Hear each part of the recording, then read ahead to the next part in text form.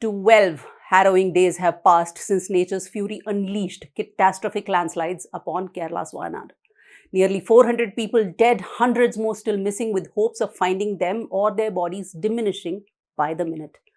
Countless homes in what used to be serene hamlets nestled in a picturesque valley now lie entombed beneath tons of sodden earth.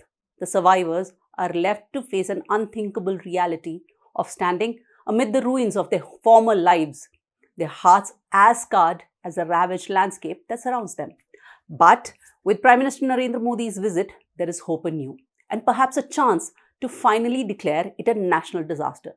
PM Modi not just did an aerial survey of the disaster-ravaged areas of Punjirimattam, Muntekai, Churalmala, he even met with the survivors at the relief camps set up in neighbouring areas.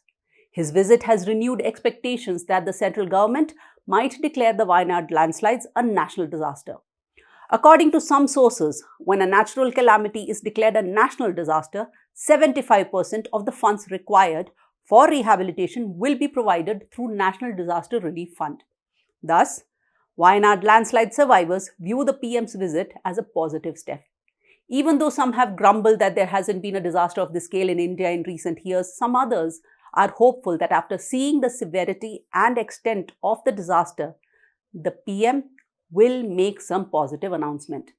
Unofficial reports suggest over 600 people died in the landslide. While the monetary loss is yet to be ascertained, it is sure to be in crores of rupees.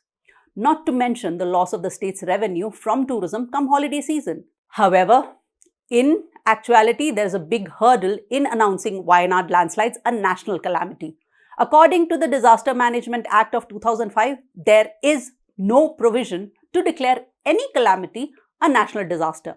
In fact, when leader of opposition Rahul Gandhi called for such a declaration in Lok Sabha, the government clarified about this, citing a 2013 reply by Congress MP Mullappally Ramachandran saying no provision exists to declare a natural disaster a national disaster.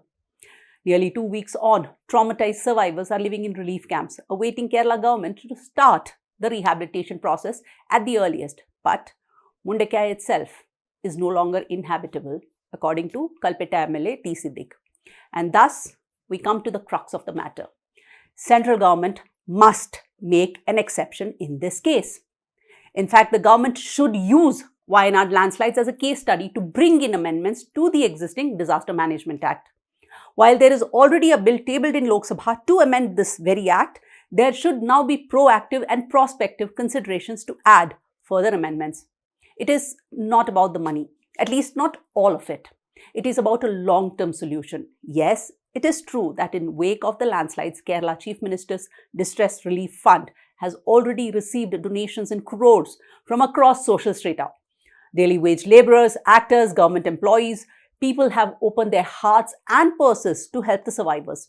It is also true that Wayanad has received so much relief material that the district administration has closed collection counters.